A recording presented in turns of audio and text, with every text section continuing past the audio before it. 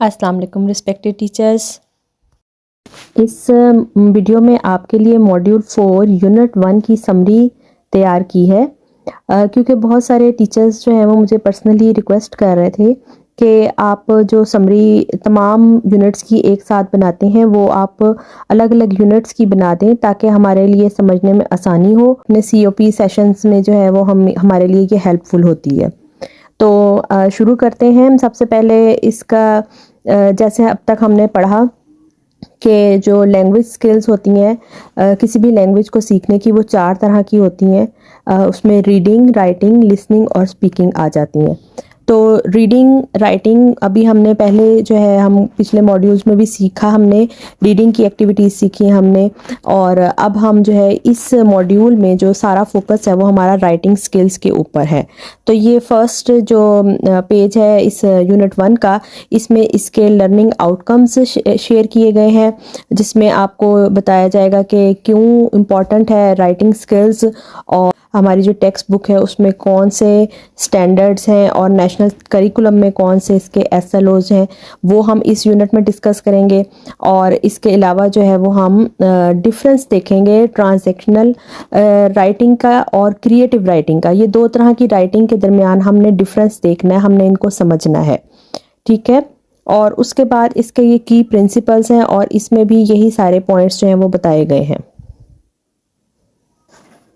What we mean by writing skills, इस topic को इन्होंने ऐसे एक्सप्लेन किया है कि राइटिंग, जब भी हम कोई पीस ऑफ राइटिंग पढ़ते हैं तो बेसिकली उसमें हमें 2 चीज़ें जो है वो इम्पॉर्टेंट होती हैं। एक ऑडियंस, यानी वो राइटिंग पीस किसके लिए लिखा गया है, कौन उसको पढ़ने वाला है या कौन पढ़ रहा है, ठीक है, किससे मुखातिब किया जा रहा है। और साथ ही इसमें पर्पस क्या है उस राइटिंग का, किस वजह से लिखी गई, किस लिए लिखी गई, मकसद क्या है उसको लिखने का। ये 2 चीज़ें जो हैं वो बहुत इंपॉर्टेंट है, यानी audience, who the person the writing is for, और purpose, why the reason you are writing the message you want to communicate. The importance of writing, जब हम बच्चों को इंग्लिश लैंग्वेज इंट्रोड्यूस कराते हैं, यानी जैसे प्ले ग्रुप से या नर्सरी क्लास से हम उनको स्टार्ट करवाते हैं इंग्लिश, तो स्टेप बाय स्टेप किस तरह से जो है वो प्रोसीजर बनता है। सबसे पहले remember and spell new words, यानी उनको लेटर की रिकग्निशन सिखाना और उनको याद करवाना और फिर वो उससे स्पेलिंग बनाएं। फिर है experiment and have fun with English, यानी बहुत सारे नए वर्ड सीखना। फिर उसके बाद अगले स्टेप पर आएगा कि learn how to make sentence, फिर सेंटेंस कैसे बनता है वो सीखेंगे। फिर है gain confidence in their developing writing skill, तो फिर वो यानी उसी स्किल में और इम्प्रूव करते जाएंगे।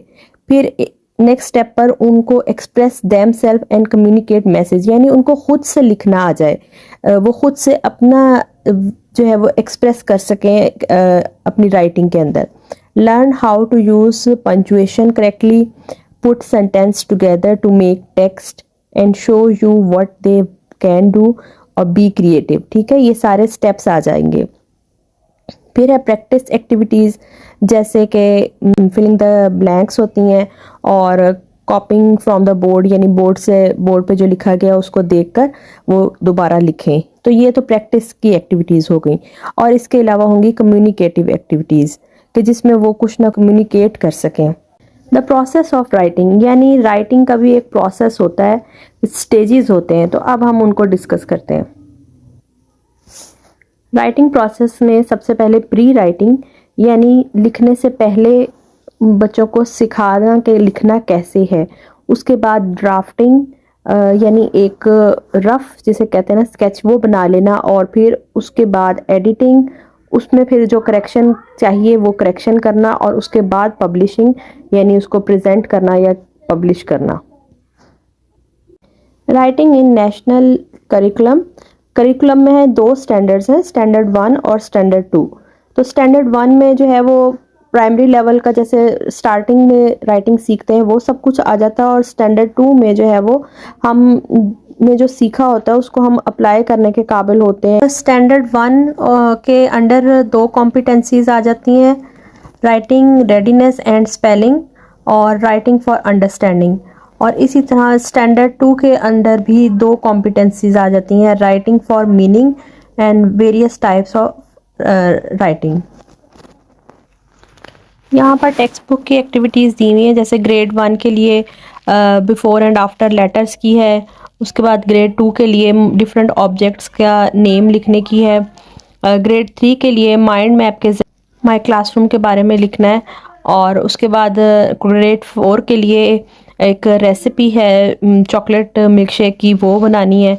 और देखें ये स्टेप बाय स्टेप चल रहा है ना सब कुछ। और ग्रेड 5 के लिए जो है वो biography of your favourite personality लिखनी है, और इस पिक्चर को देखते हुए किस तरह से आपने उसके बारे में सब कुछ लिखना। इसके बाद आ जाता है creative and transactional writing. Creative writing refers to the art of producing text and expressing ideas through imagination and innovation। यानी जब आप अपने imaginations को यूज़ करते हुए कुछ लिखते हैं, वो पोइम, वो स्टोरी भी हो सकती है, वो कोई प्ले हो सकता है, तो वो जो पीस ऑफ राइटिंग होगा वो आपका क्रिएटिव राइटिंग में आएगा। जबकि ट्रांसलेशनल राइटिंग जो है वो refers to the text involving targeted information, facts and opinions. यानी उसमें आपका जो आप एक्सप्लेन करेंगे वो कोई ख़ास इंफॉर्मेशन होगी, वो कुछ फैक्ट्स होंगे, उसमें कुछ लॉजिक होगी, और उसका जो वे ऑफ राइटिंग होगा वो बहुत ही ज़्यादा फॉर्मल हो, कंसाइज होगा। इस पेज पे भी यही बताया गया है कि दोनों में क्या डिफरेंस होता है। क्रिएटिव राइटिंग में आप अपने इमेजिनेशन यूज़ करते हैं, अपनी पर्सनल मेमोरीज या यूज़ करते हैं, या अपने पर्सनल ओपिनियन यूज़ करते हैं, जबकि ट्रांजैक्शनल राइटिंग जो है स्ट्रेट फॉरवर्ड लैंग्वेज इस्तेमाल करते हैं, फॉर्मल लैंग्वेज इस्तेमाल करते हैं, और वेल स्ट्रक्चर्ड लैंग्वेज इस्तेमाल करते हैं।